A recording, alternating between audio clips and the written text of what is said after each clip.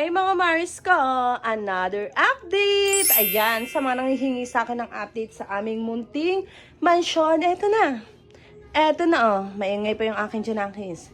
So eto na pala yung update dito sa aming munting mansyon. Bale, yan, nakabit na nga yung aming tiles. Ayan. Tapos, dito nga sa aming kitchen area. Hala! Yan, dito nga sa aming lababo. Ayan pa rin yung kanyang itsura. Bali, meron pa rin siyang mga kalat. Ayan, ang dami. So, hindi ko pa magawang mag-declutter ng mga gamit kasi nga, super dami pa rin kalat talaga. So, hindi ko alam yung umpisahan ko since, ayun din, hindi pa rin sila tapos tiles nga sa aming CR. So, yung CR namin, kasi, ayan, na-tiles na yung kanyang floor. Ayan yung design. So, malabo. Wala pang ilaw dito. Pero ito nga ang kanyang pader is wala pang tiles. So, bukas pa yan maita-tiles. And then, yung aming laboratory hindi pa nakakabit. Kaya, medyo hindi pa ako nag-aasikaso talaga ng mga gamit namin. Kasi nga, bukas, marikabukan din ulit. So, ayan, marami pang kalat. Hindi ko pa pala nahugasan yung plato dito. Then, ayan. Hala, may tao. Sarap. So, ayan. Tapos, eto, yung namin, naglagpimpitan ako. Dito sa lababo namin, bale, kanina, inano pa siya. Tawag dito, pinalitada pa siya kasi hindi pa napapalitadahan. Ayan, sabi ko kasi palitadahan para nga, pwede ako makalagay dyan ng lagay ng plato, kaya ng mga panglinis-linis. Ayan. And then, ito na pala yung hagdanan namin. Yay, nabasa siya kaya parang meron siya mga puti-puti pero aanuhin na lang daw ni Jowa yan, aasikasuhin. So, ganyan na pala dati yung hagdan namin is pag ganun. So, ngayon, pag ganito na siya. Pero, nandito nga ako sa point na naiinis na naman sa Jowa sa akin kasi pabago-bago yung babaeng to. Pabago-bago ako ng desisyon. So, sabi ko sana, ay, pala binalik na lang yung yung hagdanan namin sa dati. Para kako, yung dito sa lababuhan namin dati, yung part na yan, is pwede siyang maging sala. I mean, pwede siyang lagyan ng TV. So, under ng hagdan, dun yung TV. Ang kaso, nandun din ako sa kabilang banda, na maganda rin naman dito. Yan, maganda siya. Then, baka dito ako magkaroon ng dining table. Oh, dining table.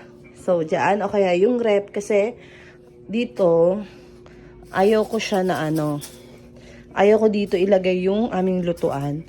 So, parang bibili ako dito ng rack para sa aming gas stove dito. Single lang naman siya. So, ayaw ko dito. So, sabi, hindi daw pwedeng magkatabi yung gas stove, pati yung ref. Bagal mag-isip. So, di daw pwede. Pero, pag dito naman banda yung ref namin, medyo malayo siya sa gas stove. Pero, nandito rin ako sa kabilang banda. Yan na naman tayo. So, nandito din ako sa point na gusto ko dito ilagay yung ref. Tapos, dito na lang yung dining table. Kasi gusto ko yung sa dining area may salamin. Alam niyo yun, may ganon. O, ayan. Dami ko naiisip pero wala pa akong perang pambili talaga. So, dito pala sa kaila mama. Ayan, medyo madilim.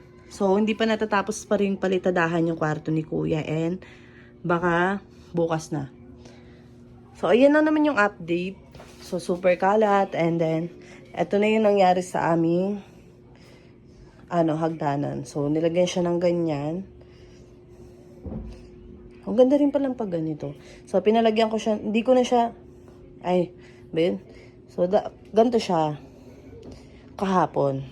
Kala namin merong gagawin na diskarte. Kaso, ang mangyayari pala, start dyan, pababa na. Ang tuhod ni Mami Ching, medyo masakit-sakit din. Parang majonda na, gano'n. So, ginawa ko. Sabi ko, hala kuya, hindi pwede na So, ganyan na lang yung naisip namin na ipagawa para hindi pangit tignan pag pa-straight. Daming kwento. So, ayun lang naman. So, yun lang. Tapos, eto, tatanggalin pa to. Yan. Hindi pa napatanggal. And then, ito yung sa tindahan namin. Super kalat. Yan. Diba? Paano makakapagtinda ang babaeng to? Ganyan kakalat ang tindahan namin. Super dami. And feeling ko super dami ko rin talagang maitatapon na gamit. Yung iba nga gusto ko na lang ipamigay eh. Tapos ayan, ida-double wall pa yan siya. Si Jowa na daw bahala mag-double wall. So, ayun lang naman mga Mars ko.